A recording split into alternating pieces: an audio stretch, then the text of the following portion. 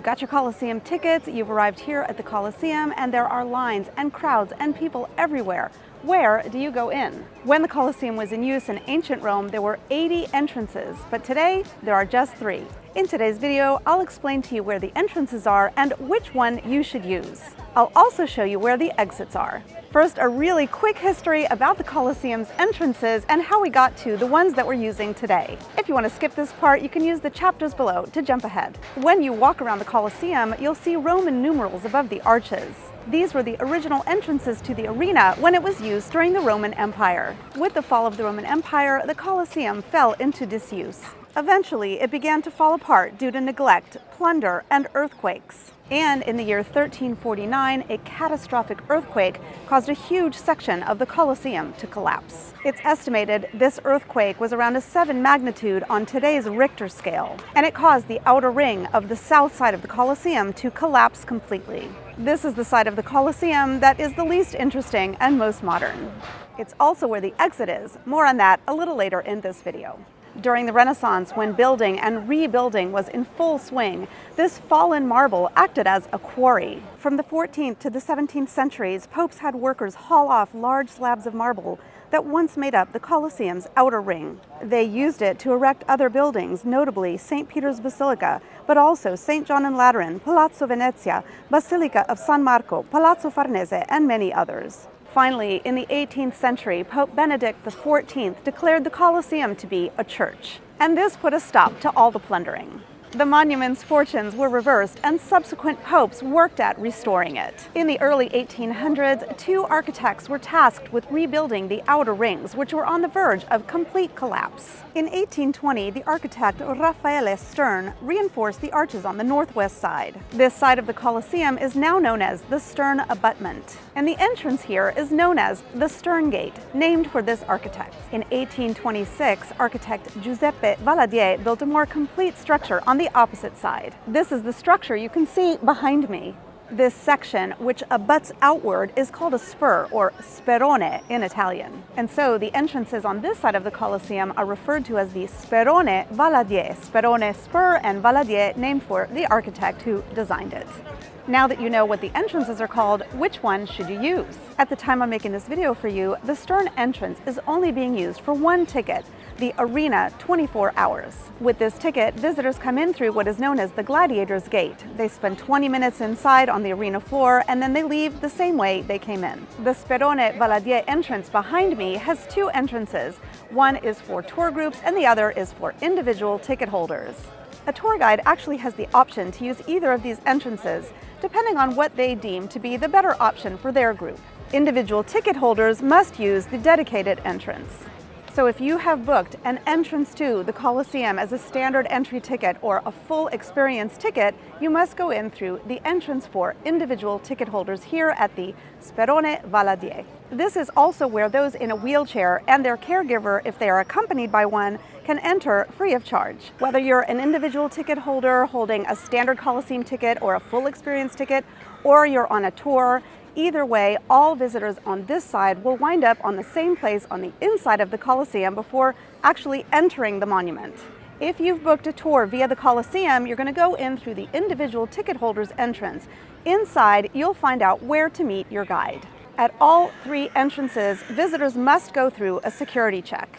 At the Stern entrance, you may be asked to open your bag and show them what's inside.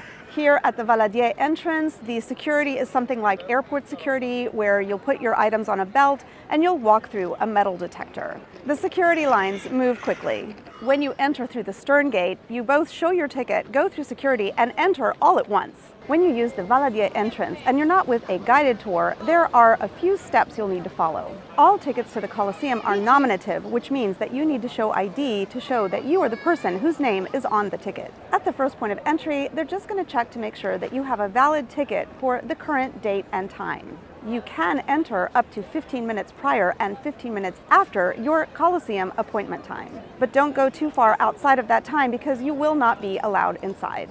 At the second point of entry, they're going to be checking your ID and making sure that the name that's on your ID matches the name that's on the ticket. As I've mentioned in other videos, this ID does not have to be a passport. You can bring your passport if you want to, but you don't have to. Any valid photo ID will do, including a scanned ID on your phone or smart device. Once you've passed these tests, it's finally time to go through security. I know it sounds like a lot, but all of this is really quick. It only takes about 5 minutes, maybe 10 maximum, so don't worry about getting here half an hour to an hour before your appointment time.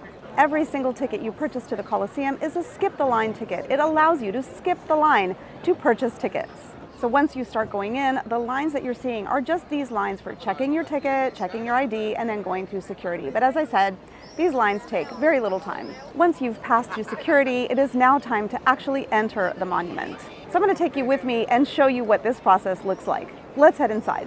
This is the Valadier entrance, and just behind me is the point of entry for individual ticket holders.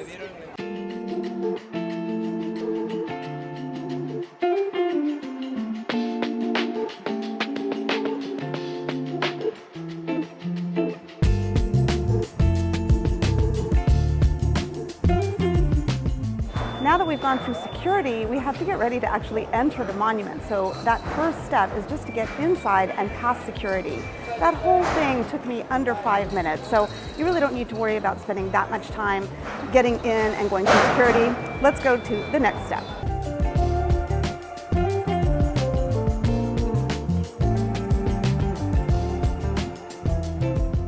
This is the part where we've actually entered the monument. They're scanning tickets, so at this point your ticket has been validated. From here, you can go wherever you need to go. So if you've booked a full experience ticket or a tour, you'll be told where to meet. And if you're here on your own with just an individual entry ticket, you can just start visiting the Colosseum. So let's go.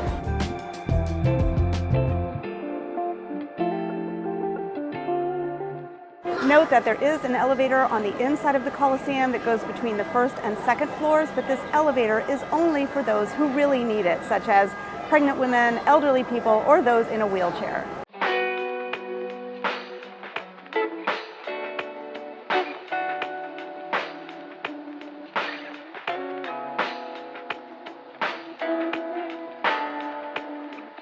There are a few things to see on the ground floor, but the visit really begins here on the second level. So at this point, I've come up the stairs, I'm here at the permanent exhibit, and this is where we are really beginning our visit to the Colosseum.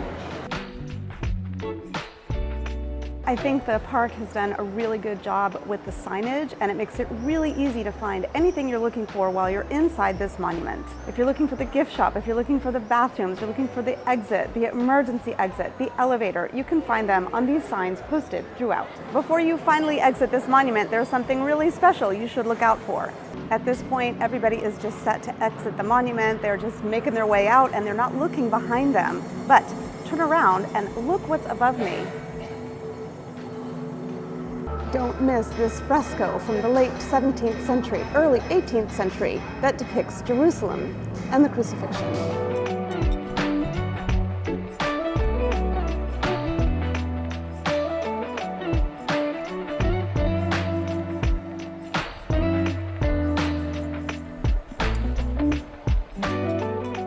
Every Colosseum ticket comes with a one-time entrance to the Roman Forum and Palatine Hill. This is all one park, and you may visit it one time within 24 hours on either side of your Colosseum booking.